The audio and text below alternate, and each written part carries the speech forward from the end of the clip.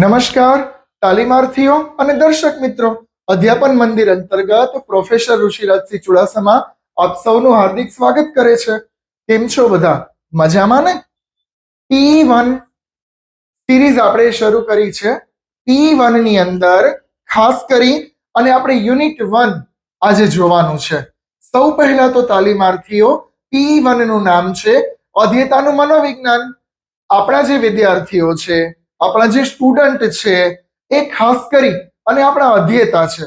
હવે એ અધ્યેતાને એના વર્તનની, એના વ્યવહારની સમજ મેળવવા માટે આપણે સૌએ સાયકોલોજી અને ચાઇલ્ડ સાયકોલોજીનો અભ્યાસ કરવો ખૂબ જ જરૂરી બને છે. એટલા માટે જ આપણા બીએડના સિલેબસ અંતર્ગત P1 સબ્જેક્ટનું નામ જ અધ્યેતાનું મનોવિજ્ઞાન આપેલું છે. કારણ કે તમે સૌ ઇન ફ્યુચર જ્યારે એઝ એ ટીચર બનશો ત્યારે તમારે બધાએ તમારા વિદ્યાર્થીઓની દિલો દિમાગની પરિસ્થિતિ, એના વર્તન અને વ્યવહારની પરિસ્થિતિ જાણવાની છે. એ જાણી, માપી અને તેના આધારે તમારે સૌએ એ લોકોને ટ્રેન કરવાના છે. એટલા માટે જ આપણે P1 ભણીએ છીએ. P1 ની અંદર યુનિટ 1 આપણે શરૂ કરેલું છે, જેનું નામ છે શૈક્ષણિક મનોવિજ્ઞાન, વૃદ્ધિ અને વિકાસ. મનોવિજ્ઞાન તો આપણને સૌને ખ્યાલ છે કે જે વિજ્ઞાન વ્યક્તિના, અલગ અલગ જીવોના વર્તન અને વ્યવહારનું વિજ્ઞાન એક પ્રકારે અભ્યાસ કરે તેવું વિજ્ઞાન એટલે મનોવિજ્ઞાન. તો ખાસ કરી અને આપણે સૌ જ્યારે ભવિષ્યની અંદર આપણા વિદ્યાર્થીઓને ભણાવશું ત્યારે ખાસ કરી અને તમારે બધાએ તે લોકોના વર્તનનો અભ્યાસ કરવાનો છે. તે લોકોના એક પ્રકારે પરિસ્થિતિના મૂડનો અભ્યાસ કરવાનો છે. એને આધારે તમારે સૌએ એ લોકોને ટ્રેન કરવાના છે. એટલા માટે જ સાયકોલોજી આપણને સૌને અહીંયા હેલ્પફુલ થાય છે. આપણે યુનિટ 1 શરૂ કરેલું છે, જેમાં આપણે સૌએ 1.1 1.1 જે છે એ કમ્પ્લીટ કરેલું છે. આજે આપણે વાત કરવી છે 1.2 યુનિટ 1 1.2 એટલે કે 1.2, જેનું નામ છે વૃદ્ધિ, વિકાસ અને પરિપક્વતા. તાલીમાર્થીઓ, તમને સૌને ખ્યાલ છે કે જેટલા વિદ્યાર્થીઓ છે, જેટલા વ્યક્તિઓ છે, એ સૌ પહેલા જ્યારે નવજાત શિશુના સંદર્ભે જન્મે છે ત્યારથી માંડી અને જીવન પર્યંત આ ત્રણેય વસ્તુઓ, વૃદ્ધિ, વિકાસ અને પરિપક્વતા, એની ઇર્દ ગિર્દ ઘૂમે છે. એટલે કે એની આસપાસ જોવા મળે છે. જે કોઈ વ્યક્તિઓ હોય, જે કોઈ વિદ્યાર્થીઓ હોય, એ વૃદ્ધિ, વિકાસ અને પરિપક્વતા ત્રણેય પ્રકારના આયામોમાંથી પાસ થઈ અને પોતાનું જીવન જે છે એ સારી રીતે પસાર કરે છે. એટલા માટે જ આપણે સૌએ એઝ અ ટીચર વૃદ્ધિ, વિકાસ અને પરિપક્વતા મૂળમાં શું છે એની ઇન ડિટેલ સમજવાની જરૂર છે. આપણી 1.2 જે છે એ મુખ્ય રીતે વૃદ્ધિ, વિકાસ અને પરિપક્વતાને આધારે અભ્યાસ દર્શાવે છે. સૌ પહેલા તો આપણે જોઈએ તો પ્રસ્તાવના. આપણને સૌને ખ્યાલ છે કેળવણી એટલે કે એક પ્રકારની તાલીમ, જેને આપણે અંગ્રેજીમાં ટ્રેનિંગ કહીએ છીએ. કેળવણી સર્વાંગી વિકાસને કહેવામાં આવે છે. માત્ર ચોક એન્ડ ટોકની મેથડ અપનાવીએ એઝ અ ટીચર તો ક્યારેય પણ વિદ્યાર્થીઓનો વિકાસ થઈ શકે નહીં. એનો સર્વાંગી વિકાસ કરવો ખૂબ જરૂરી છે. સર્વાંગી વિકાસ એટલે એનો માનસિક, શારીરિક, વ્યાવસાયિક, બૌદ્ધિક, સામાજિક, આર્થિક, શૈક્ષણિક અને વ્યાવસાયિક એક પ્રકારે બધા જ પ્રકારનો વિકાસ કરવા માટે શિક્ષણ મહત્વપૂર્ણ આયામ છે. એને કહેવાય છે સર્વાંગી વિકાસ. અને બધા જ વિદ્યાર્થીઓ જ્યારે સર્વાંગી વિકાસ પ્રાપ્ત કરે છે ત્યારે જ તેને જ્ઞાન મેળવ્યું એમ કહેવામાં આવે છે. મુખ્ય રીતે આપણે જોઈએ તો સર્વાંગી વિકાસ જે છે એ શિક્ષણ અને શિક્ષણ પ્રક્રિયા એ બંને પર આધારિત છે. જે પ્રકારે ટીચરો વિદ્યાર્થીઓને ટ્રેન કરે છે, એ ટ્રેન કરવાની મેથડ, એની એક પ્રકારની અલગ અલગ ટેકનિક્સ, એની આવડતો બધાને એક પ્રકારે સારામાં સારું એક બક્ષિસ કહી શકાય તો એ મુખ્ય રીતે વૃદ્ધિ, વિકાસ અને પરિપક્વતા છે. સામાન્ય શબ્દોમાં આપણે ત્રણે ત્રણનો અર્થ જોશું અને ત્રણે ત્રણ વસ્તુઓ આપણે ઇન ડિટેલ જોવાની છે. સૌ પહેલા આપણે જોઈએ છીએ વૃદ્ધિ અને વિકાસની સંકલ્પના. તાલીમાર્થીઓ, વૃદ્ધિ અને વિકાસ એક સિક્કાની બે બાજુ છે. હું અને તમે આપણા સૌની અંદર જીવન પર્યંત વૃદ્ધિ અને વિકાસની પ્રક્રિયા ચાલ્યા કરે છે, પરંતુ બંને વચ્ચે પાતળી ભેદ રેખા છે. સામાન્ય શબ્દોમાં આપણે વૃદ્ધિનો અર્થ શું કહીએ? વૃદ્ધિ એટલે વધવું. એક પ્રકારે વૃદ્ધિ એટલે વધ્યા જવું, એને વૃદ્ધિ કહેવાય. પરંતુ તાલીમાર્થીઓ, વિકાસ એટલે વિકસિત થવું. ખાલી વધવું નહીં, પરંતુ વિકસિત થવું. વૃદ્ધિ અને વિકાસની જે એક પ્રકારે સંકલ્પના છે એને સમજવા માટે હું તમને સૌને એક ઉદાહરણ આપું. જુઓ, ગતિ અને પ્રગતિ. ગતિ એટલે શું? ગતિ એટલે કે આગળ વધીએ જવું, વધીએ જવું, વધીએ જવું, બરાબર, એને ગતિ કહેવાય. પરંતુ પ્રગતિ એટલે કે વિકાસની સાથે ગતિ કરવી, એને પ્રગતિ કહેવામાં આવે છે. આપણે અને આપણા વિદ્યાર્થીઓ ગતિ કરે એ જરૂરી નથી, પરંતુ પ્રગતિ તો કરવા જ જોઈએ. તો જ ઇન ફ્યુચર ખાસ કરી અને એ પ્રોગ્રેસને પામશે, એનો એક પ્રકારે સારામાં સારો વિકાસ જોવા મળશે. એ જ રીતે વૃદ્ધિ અને વિકાસ છે. ઉંમર વધવાની સાથે સાથે શરીરના અલગ અલગ અવયવો જેમ કે હાથ, પગ, માથું, ધડ, એ બધાની અંદર નજીવો ફેરફાર જોવા મળે છે. વસ્તુ નાની છે એના બાદ મોટી થયા કરે છે, એને વૃદ્ધિ કહેવામાં આવે છે. ડન. ખાસ કરી અને જે વિદ્યાર્થીઓ કે નવજાત શિશુ જ્યારે જન્મે છે ત્યારે તેના હાથ, પગ, આંગળીઓ, માથું કેટલું નાનું નાનું નાનું નાનું હોય છે. ધીમે ધીમે એની ઉંમર વધવાને કારણે, વયકક્ષા વધવાને કારણે એના એ બધા શરીરના અવયવો, અંગો ઉપાંગો ખાસ કરી અને મોટા થતા જાય છે. એ જે મોટા થવાની પ્રક્રિયા છે એને વૃદ્ધિ માનવામાં આવે છે. મનોવૈજ્ઞાનિકની અંદર અને અલગ અલગ મનોવૈજ્ઞાનિકોએ વૃદ્ધિની સંકલ્પનાઓ આપી છે. સંકલ્પનાઓ એક પ્રકારે વ્યાખ્યાઓ, ડેફિનેશન ઉપરથી ફલિત થતી હોય છે. આપણે જોઈએ તો ઉંમર વધવાની સાથે સાથે શરીરના વિવિધ અવયવો, વજન, કદ, આકાર વગેરેમાં જે ફેરફાર જોવા મળે છે તેને વૃદ્ધિ કહેવામાં આવે છે. ખૂબ સરસ મજાની પરિભાષા આપેલી છે. ઉંમર વધવાની સાથે સાથે બાળકની જે વયકક્ષા વધે છે એ વધવાની સાથે સાથે એના શરીરના આકારમાં, કદમાં, વજનમાં જે કોઈ પણ પ્રકારે ફેરફાર જોવા મળે છે એ બધાને વૃદ્ધિ કહેવામાં આવે છે. એટલે વૃદ્ધિ એટલે ખાસ કરી અને આપણને સૌને જાણવા મળે કે જે કદમાં મોટું થતું જાય છે એને વૃદ્ધિ કહેવામાં આવે છે.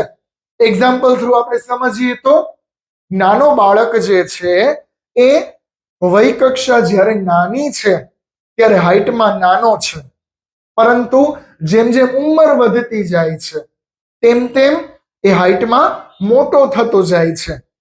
એના અવયવો, અંગો, ઉપાંગો બધું ધીમે ધીમે મોટું થતું જાય છે. એ જે મોટા થવાની પ્રક્રિયા છે એને વૃદ્ધિ કહેવામાં આવે છે. ડન. તો આ રીતે વૃદ્ધિ જે છે એ વધવાની પ્રક્રિયા છે. તમારે સૌએ એક યાદ રાખવાની શોર્ટકટ કી છે, વધવું એટલે વૃદ્ધિ. ડન. ડબલ ઇન્વર્ટેડ કોમામાં કવર કરજો. જ્યારે વ્યક્તિઓ અને વિદ્યાર્થીઓ, જે કોઈ બાળકો છે એ ધીમે ધીમે વધતા જાય છે, એ જે વધવાની પ્રક્રિયા છે એને વૃદ્ધિ ગણવામાં આવે છે. જુઓ તાલીમાર્થીઓ, અલગ અલગ મનોવૈજ્ઞાનિકોએ ઘણી વ્યાખ્યાઓ આપેલી છે. જેમ કે ક્રો અને ક્રો નામના મનોવૈજ્ઞાનિકની વ્યાખ્યા ખૂબ સરસ છે. વૃદ્ધિ એ તદ્દન કુદરતી પ્રક્રિયા છે. વૃદ્ધિ કેવી પ્રક્રિયા છે? તદ્દન કુદરતી પ્રક્રિયા છે. પ્રાકૃતિક વાતાવરણની અંદર, પ્રાકૃતિક પર્યાવરણની અંદર બાળક જ્યારે જન્મે છે ત્યારથી માંડી અને મોટું થતું જાય છે, એટલે તદ્દન કુદરતી પ્રક્રિયા છે. તમને એક એક માર્ક્સમાં પ્રશ્ન પૂછાય કે વૃદ્ધિ કેવી પ્રક્રિયા છે, તો તાલીમાર્થીઓ, વૃદ્ધિ તદ્દન કુદરતી કે પ્રાકૃતિક પ્રક્રિયા છે. ઉંમર વધવાની સાથે સાથે વૃદ્ધિ થતી જાય છે. તે બાહ્ય પરિસ્થિતિ પર આધારિત નથી. વૃદ્ધિને અને બાહ્ય પરિસ્થિતિને, બાહ્ય પરિબળને કંઈ લાગે વળગે નહીં, કારણ કે તદ્દન કુદરતી ફેરફાર છે. એવું પણ પૂછાય કે વૃદ્ધિ કેવો ફેરફાર છે, તો કે વૃદ્ધિ તદ્દન કુદરતી કે પ્રાકૃતિક ફેરફાર છે, જેને આપણે વૃદ્ધિ કહીએ છીએ. હવે તાલીમાર્થીઓ, વૃદ્ધિની લાક્ષણિકતાઓ, હવે ખાસ કરીને મુખ્ય રીતે તમારા માઇન્ડમાં એ કોન્સેપ્ટ તમે ક્લિયર કરજો કે વૃદ્ધિ એટલે શું. વૃદ્ધિ એટલે સામાન્ય અર્થમાં, સાવ સામાન્ય શબ્દોમાં વધીએ જવું, એને વૃદ્ધિ કહેવામાં આવે છે. આપણે સંકલ્પનાઓ જોઈ, હવે આપણે તેની લાક્ષણિકતાઓ જોઈએ છીએ. વૃદ્ધિ મોટે ભાગે વારસા અને વંશાનુક્રમ પર આધારિત છે. વૃદ્ધિની અસર ક્યાં જોવા મળે, તો તાલીમાર્થીઓ, વારસો અને વંશાનુક્રમમાં વૃદ્ધિની અસર જોવા મળે. આપણે એક્ઝામ્પલ થ્રુ સમજીએ તો, જે ઘરની અંદર વડીલો અને માતા પિતા, એની હાઈટ જે છે, ઊંચાઈ એ નીચી હોય, તો તેની ભાવિ પેઢી એટલે કે સંતાનો જે છે એ નીચી હાઈટ વાળા જોવા મળે છે. અને જે ઘરમાં માતા પિતા અને વડીલોની હાઈટ ખૂબ ઊંચી હોય, તે લોકોની ઊંચાઈ ઊંચી હોય, તો ભાવિ પેઢી, એના બાળકો જે છે એ ઊંચા જોવા મળે છે. એટલે આ એક હેરિડિટીમાં, વારસાગત ક્રમની અંદર આવે છે. શું? તો કે વૃદ્ધિ. ત્યારબાદ કહે છે તે સહજ અને કુદરતી પ્રક્રિયા છે. આપણે હમણાં પણ વાત કરી, વૃદ્ધિ કેવી છે, તો કે પ્રાકૃતિક છે, કુદરતી છે અને સહજ પ્રક્રિયા છે. સહજ એટલે આપમેળે જ્યારે બાળકનો જન્મ થાય છે ત્યારથી ધીમે ધીમે ધીમે ધીમે તેની વૃદ્ધિ થતી જાય છે. વૃદ્ધિ કોઈ વિશિષ્ટ અંગોનું પરિવર્તન સૂચવે છે. મેં હમણાં જ આની પહેલા તમને કહ્યું, વૃદ્ધિ વિશિષ્ટ અંગોનું પરિવર્તન સૂચવે છે. એટલે કે જ્યારે બાળક જન્મ થાય છે ત્યારે સાવ નાની નાની આંગળીઓ હોય છે, અને ત્યારબાદ ઉંમર વધવાની સાથે સાથે હાથ અને આંગળીઓમાં વૃદ્ધિ જોવા મળે છે, વધવું જોવા મળે છે, જેને વૃદ્ધિ કહેવામાં આવે છે. નરી આંખે વૃદ્ધિને જોઈ શકાય છે. આપણે સૌ આપણી નરી આંખે વૃદ્ધિને જોઈ શકીએ છીએ કે હા, આની હાઈટ થઈ 4 ફૂટ 5 ફૂટ, એવી આપણે નરી આંખે જોઈ શકીએ છીએ. વૃદ્ધિને અંતે શારીરિક પરિપક્વતા જોવા મળે છે. જ્યારે વૃદ્ધિ પૂર્ણતઃ થઈ જાય ત્યારે શારીરિક પરિપક્વતા આવી ગઈ છે એવું માનવામાં આવે. તાલીમાર્થીઓ, શારીરિક પરિપક્વતાની વાત છે. શારીરિક પરિપક્વતા એટલે શરીર જેટલું વધવાનું છે એટલું વધી ગયું છે. શરીરની અંદર જે કોઈ અંગો ઉપાંગો છે, એની જે કોઈ વિકાસ થવાનો છે, એ જે કોઈ મોટું થવાનું છે, એ થઈ ગયું છે, એને કહેવાય શારીરિક પરિપક્વતા. ડન. ત્યારબાદ કહે છે વૃદ્ધિને સરળતાથી માપી શકાય છે. આપણે વૃદ્ધિને માપી શકીએ છીએ. જેમ કે કઈ રીતે? મેં તમને કહ્યું એમ, હાઈટ અને વેઇટ. હાઈટ અને વેઇટને જેવી રીતે આપણે માપીએ છીએ, ઊંચાઈ અને વજનને, એ આપણી વૃદ્ધિ દર્શાવે છે. ત્યારબાદ કહે છે ગર્ભાધાનથી જ વૃદ્ધિની પ્રક્રિયા શરૂ થઈ જાય છે. ગર્ભાધાન એટલે શિશુ જ્યારે ગર્ભાવસ્થામાં છે તો ગર્ભાધાનથી જ વૃદ્ધિની પ્રક્રિયા શરૂ થઈ જાય છે. તમને એક એક માર્ક્સમાં પૂછાઈ શકે કે વૃદ્ધિની પ્રક્રિયા ક્યારથી શરૂ થાય છે, તો કે વૃદ્ધિની પ્રક્રિયા ગર્ભાધાનથી શરૂ થાય છે. ડન. ત્યારબાદ આપણે જોઈએ તો મુખ્ય રીતે અલગ અલગ લક્ષણોને આધારે આપણે કહી શકીએ કે આ આટલો વૃદ્ધિ પામ્યો અથવા આ વિદ્યાર્થી આટલી વૃદ્ધિ પામી. તો આ રીતે વૃદ્ધિ જે છે એ મનુષ્યના જીવનની અંદર સામાન્ય રીતે જોવા મળે છે. તો તાલીમાર્થીઓ, વૃદ્ધિ એટલે શું? સૌ પહેલા આપણે સૌએ તેની સંકલ્પના જોઈ, તેનો અર્થ જોયો, તેની અલગ અલગ પરિભાષા, વ્યાખ્યાઓ જોઈ અને આપણે વૃદ્ધિની લાક્ષણિકતા જોઈ, એટલે કે વૃદ્ધિના લક્ષણો જોયા કે ભાઈ વૃદ્ધિ કઈ રીતે મનુષ્યની અંદર, વ્યક્તિઓની અંદર જોવા મળે છે. તો આ રીતે આપણે વૃદ્ધિ સંપૂર્ણપણે જોયેલી છે. હવે આપણે બીજા પોઈન્ટની વાત કરીએ છીએ, વિકાસ. હમણાં જ મેં શરૂઆતમાં વાત કરી કે વૃદ્ધિ, વિકાસ અને પરિપક્વતા 3 પોઈન્ટ આપણે આ ટોપિકની અંદર જોવાના છે. એમાંનો બીજો પોઈન્ટ એટલે વિકાસ. હવે તાલીમાર્થીઓ ખાસ કરી અને વિકાસ જે છે એ અલગ અલગ વ્યક્તિઓના જીવનમાં અને વિદ્યાર્થીઓના જીવનમાં પ્રગતિ નક્કી કરનારું પરિબળ છે. તમે ડબલ ઇન્વર્ટેડ કોમાની અંદર આને યાદ રાખજો કે વ્યક્તિના જીવનમાં વિકાસ પ્રગતિ ઓળખાવનારું તત્વ છે. કેટલી પ્રગતિ થઈ એ કેના દ્વારા ખ્યાલ આવે? તો કે વિકાસ દ્વારા ખ્યાલ આવે. એક્ઝામ્પલ થ્રુ આપણે સમજીએ, રામ અને શ્યામ. તો રામ જે છે અને શ્યામ એ પોતાના જીવનમાં કેટલું આગળ વધ્યા, એટલે કે એણે કઈ રીતે ટોપ લેવલે પહોંચ્યા છે, એ તેનો શું કહેવાય? વિકાસ કહેવાય છે. વૃદ્ધિ તો સાહજિક છે, કુદરતી રીતે થઈ રાખે છે, પરંતુ તાલીમાર્થીઓ વિકાસ જે છે એ વ્યક્તિગત પ્રક્રિયા છે. હવે આપણે વિકાસ જોઈએ તો મુખ્ય રીતે વિકાસનો અર્થ અને સંકલ્પના અલગ અલગ વ્યાખ્યાઓ પણ આપણા અભ્યાસક્રમની અંદર આપેલી છે. વિકાસ એ વ્યક્તિની પ્રગતિ સૂચવનારી પ્રક્રિયા છે. મેં જેમ હમણાં જ તમને વાત કરી, વ્યક્તિઓની અને વિદ્યાર્થીઓની પ્રગતિ વિકાસ દ્વારા જાણી શકાય છે.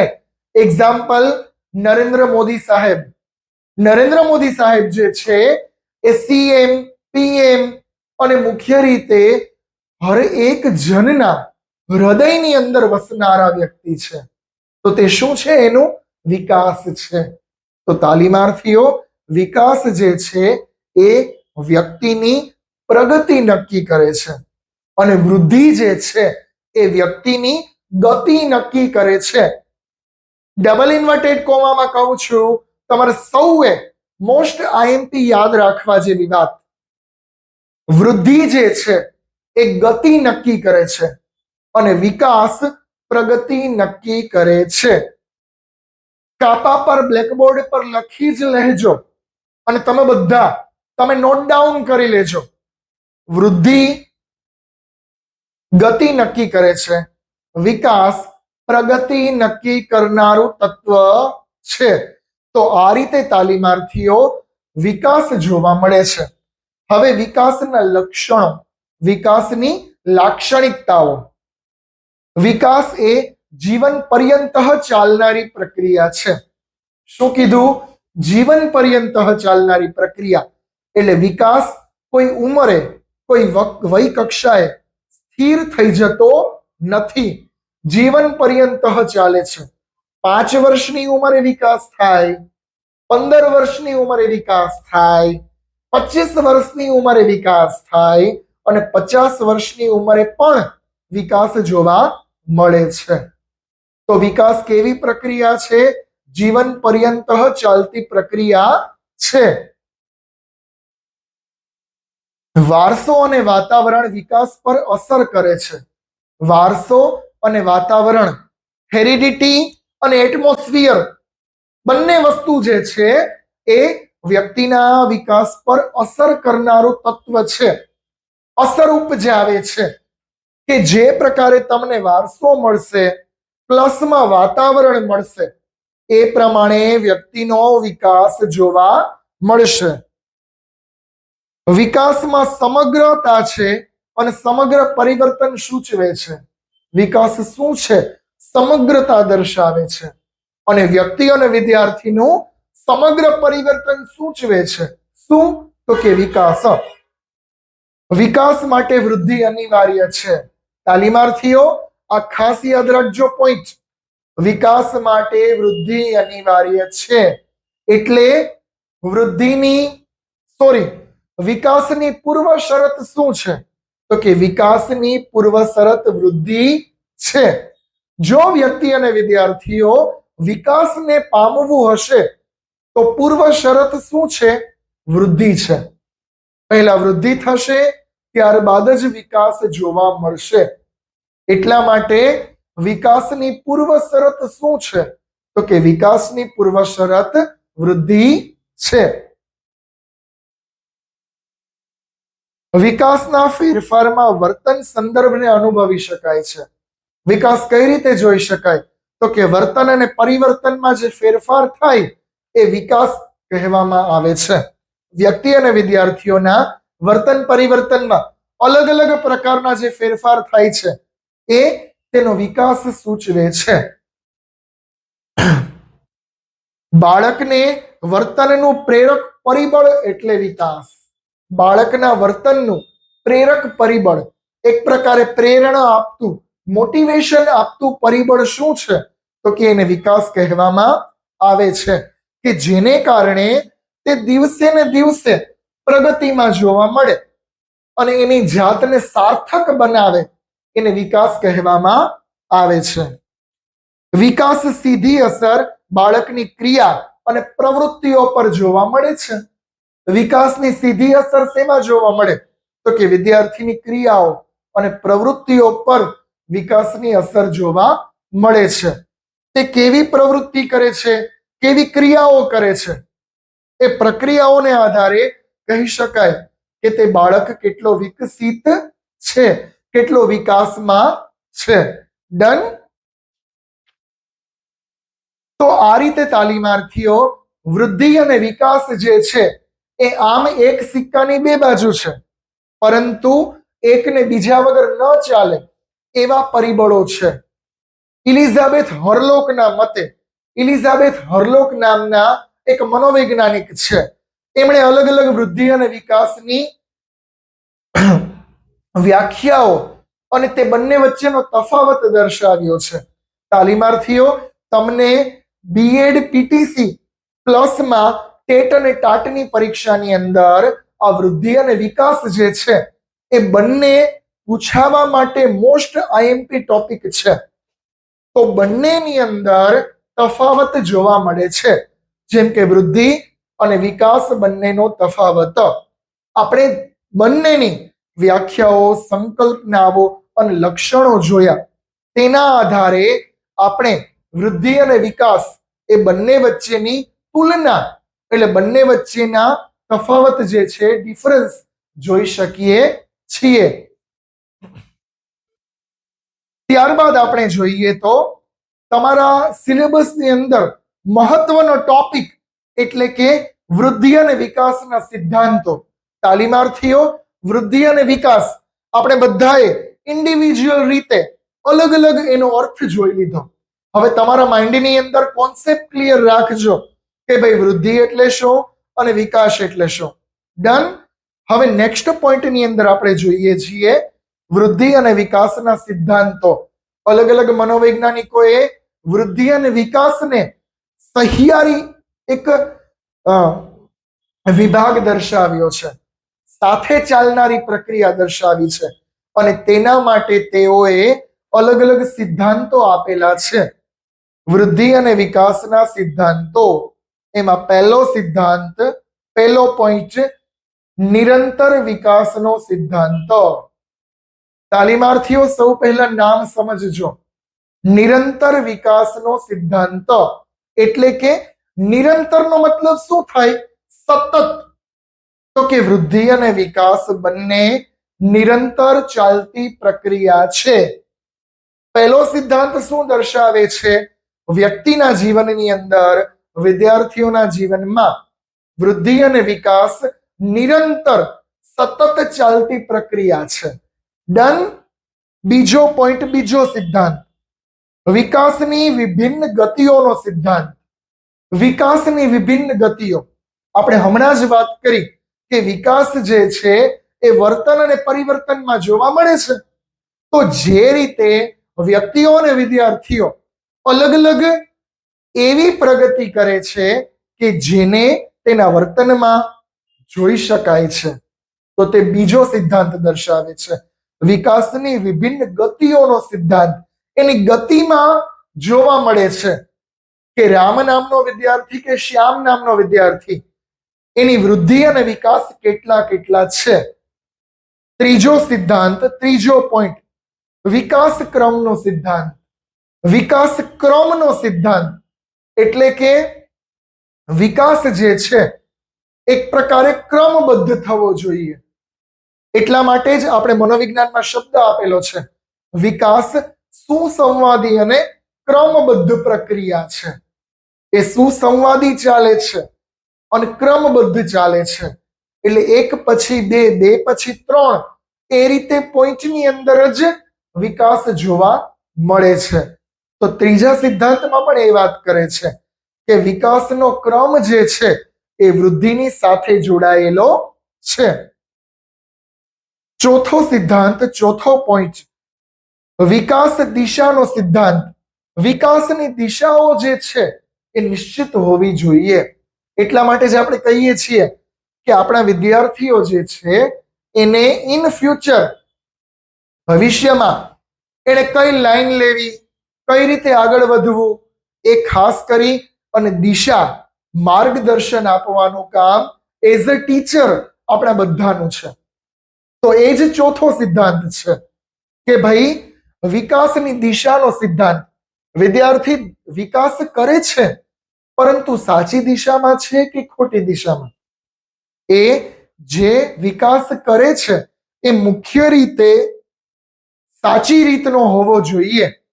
કારણ કે વિકાસ અલગ અલગ રીતે જોવા મળે છે, પરંતુ એ વિકાસ સદમાર્ગે, પ્રગતિના માર્ગે હોય એ પણ ખૂબ જરૂરી છે.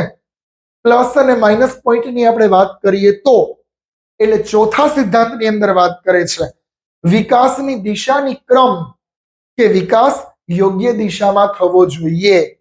પાંચમો સિદ્ધાંત, પાંચમો પોઈન્ટ, એકીકરણનો સિદ્ધાંત. વૃદ્ધિ અને વિકાસ બંને સાયુજ્ય ચાલવા જોઈએ. વ્યક્તિ અને વિદ્યાર્થીઓના જીવનમાં જો તે ખરેખરને પ્રગતિ કરશે તો પ્રગતિના રસ્તે જવા માટે મુખ્ય રીતે વૃદ્ધિ અને વિકાસ એ એકીકરણમાં ચાલતો હોવો જોઈએ. વૃદ્ધિ અને વિકાસ બંને એક સાથે વ્યક્તિઓના જીવનની અંદર જોવા મળતો હોવો જોઈએ.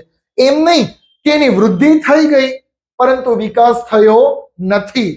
બંને એકીકરણ એટલે કે એક સાથે ચાલતા હોવા જોઈએ, તો જ ખરા અર્થમાં વિકાસ થયો કહેવાય. છઠ્ઠો પોઈન્ટ, છઠ્ઠો સિદ્ધાંત, પરસ્પર સંબંધનો સિદ્ધાંત. એ તો આપણે સૌને ખ્યાલ છે, વૃદ્ધિ અને વિકાસ બંને પરસ્પર સંબંધિત છે. જે પ્રકારે વૃદ્ધિ થાય છે એ પ્રકારે વિકાસ થવો જરૂરી છે. એટલા માટે જ તાલીમાર્થીઓ આપણે વાત કરી હતી કે વિકાસની પૂર્વ શરત શું છે? તો કે વૃદ્ધિ છે. વૃદ્ધિ અતિ આવશ્યક છે વિકાસ થવા માટે. એટલા માટે જ કહ્યું કે પરસ્પરનો સંબંધ ખૂબ જરૂરી છે. છઠ્ઠા સિદ્ધાંતની અંદર પણ આ વાત કરી છે કે પરસ્પર સંબંધ હોવો જોઈએ. કોના પરસ્પર? તો કે વૃદ્ધિ અને વિકાસ પરસ્પર સંબંધ હોવો જોઈએ. ત્યારબાદ સાતમો સિદ્ધાંત જોઈએ, વ્યક્તિગત ભિન્નતાનો સિદ્ધાંત. વ્યક્તિગત ભિન્નતા ખૂબ મહત્વનો સિદ્ધાંત છે. સપોઝ કે રામ અને શ્યામ છે, તો રામ અને શ્યામ બંને ભાઈઓ છે, છતાં પણ બંનેની વૃદ્ધિ અને વિકાસ અલગ અલગ જોવા મળે છે. એટલે સાતમા સિદ્ધાંતની અંદર શું કહે છે? ઇન્ડિવિજ્યુઅલ જોવા મળે છે, એટલે કે વ્યક્તિગત જોવા મળે છે. સાતમો સિદ્ધાંત આપણને એ જ કે છે વ્યક્તિગત ભિન્નતા દર્શાવે છે. વૃદ્ધિ અને વિકાસ અલગ અલગ વ્યક્તિઓની વ્યક્તિગત ભિન્નતા દર્શાવનારું તત્વ છે. ડન. આઠમો સિદ્ધાંત, આઠમો પોઈન્ટ, સમાન તરાહનો સિદ્ધાંત. સમાન તરાહ, જે વૃદ્ધિ છે એ અલગ અલગ વ્યક્તિઓની અંદર કે બધા વિદ્યાર્થીઓની અંદર એક સમાન તરાહમાં ચાલે છે. ઇન ધ સેન્સ કે 5 વર્ષની ઉંમરે, 10 વર્ષની ઉંમરે અને 15 વર્ષની ઉંમરે કેટલી વૃદ્ધિ થવી જોઈએ? તો કે સમાન તરાહમાં ચાલે છે. 5 વર્ષના બાળકો બધાની હાઈટ સરખી હશે એટલે ખાસ કરી અને મેજોરિટી એક સમાન તરાહનો સિદ્ધાંત દર્શાવે છે. ત્યારબાદ સામાન્યીકરણથી વિશિષ્ટ પ્રક્રિયાનો સિદ્ધાંત, નવમો સિદ્ધાંત છે. નવમો પોઈન્ટ, સામાન્યીકરણથી વિશિષ્ટતાનો સિદ્ધાંત. વૃદ્ધિ કેવી છે? તો કે સામાન્ય પ્રક્રિયા છે. એટલે કે જેટલા વિદ્યાર્થીઓ છે બધા વિદ્યાર્થીઓની અંદર ઉંમર વધવાની સાથે સાથે જેમ જેમ વયકક્ષા વધે છે એમ એમ વૃદ્ધિ થતી જાય છે, પરંતુ વિકાસ બધામાં સરખો થતો નથી. એટલે જે વૃદ્ધિ સરખી થાય છે એને સામાન્યીકરણનો સિદ્ધાંત કહેવામાં આવે છે. 10મો સિદ્ધાંત, વારસો અને વાતાવરણની આંતરક્રિયાનો સિદ્ધાંત. વૃદ્ધિ અને વિકાસ પર અસર પાડનારા તત્વો, આપણે આની પહેલા પણ વાત કરી હતી, મુખ્ય બે. કયા કયા? તો કે વારસો અને વાતાવરણ. તો વૃદ્ધિ અને વિકાસ પર બંને પર અસર કરનારા તત્વ કયા? તો કે વારસો અને વાતાવરણ. બંને વચ્ચે આંતરક્રિયા થવી જોઈએ. એ બંને વચ્ચે જે આંતરક્રિયાઓ થાય છે એ વ્યક્તિના જીવનમાં વૃદ્ધિ અને વિકાસ દર્શાવે છે. અને 11મો સિદ્ધાંત, 11મો પોઈન્ટ, પૂર્વ આગાહીનો સિદ્ધાંત. પહેલેથી જ અનુમાન કરી લે, એઝ અ ટીચર શિક્ષકોને ખ્યાલ આવી જાય કે આ વિદ્યાર્થી કેટલો ખાસ કરીને વિકાસ કરશે. એને પૂર્વ આગાહીનો સિદ્ધાંત કહેવામાં આવે છે. તો તાલીમાર્થીઓ આ રીતે વૃદ્ધિ અને વિકાસના સંદર્ભમાં ટોટલ 11 સિદ્ધાંતો, 11 પોઈન્ટ જે છે આપણે જોયા છે. હવે આપણે વાત કરીએ તો મુખ્ય રીતે 1.2 જે આપણે શરૂ કરેલું છે તેમાં સૌ પહેલા આપણે પ્રસ્તાવના જોયેલી, ત્યારબાદ આપણે વૃદ્ધિને ડીપ જોયેલી છે. વૃદ્ધિની આપણે અર્થ, સંકલ્પના, પરિભાષા, વ્યાખ્યા અને એની લાક્ષણિકતાઓ જોઈ છે. ત્યારબાદ આપણે વિકાસની વાત કરી. વિકાસની અર્થ, સંકલ્પના, પરિભાષા, વ્યાખ્યાઓ અને લક્ષણો જોયા છે. ત્યારબાદ આપણે વૃદ્ધિ અને વિકાસનો તફાવત જોયો કે વૃદ્ધિ અને વિકાસની તુલના કઈ કઈ રીતે કરી શકાય છે, એલિઝાબેથ હર્લોક નામના મનોવૈજ્ઞાનિકના મતે. ત્યારબાદ આપણે જોયું વૃદ્ધિ અને વિકાસના સિદ્ધાંતો. ટોટલ 11 સિદ્ધાંતો છે કે જેમાં વૃદ્ધિ અને વિકાસની વાત કરેલી છે. તો તાલીમાર્થીઓ આજના સેશનની અંદર આપણે 1.2 પોઈન્ટમાં આટલે સુધી રાખીએ છીએ. હજુ પણ 1.2 બાકી છે. નેક્સ્ટ સિરીઝમાં, નેક્સ્ટ એપિસોડમાં આપણે આના પછીના પોઈન્ટની વાત કરીશું. તમને કોઈને કંઈ પણ ન સમજાય તો આપ મને કમેન્ટ દ્વારા જણાવી શકો છો. અને આવા ને આવા વિડીયો જોવા માટે, એજ્યુકેશનને લગતી માહિતીઓ જોવા માટે મારી ચેનલને વધુને વધુ લાઈક અને સબસ્ક્રાઇબ કરો. ત્યાં સુધી સૌનો આભાર. Thank you.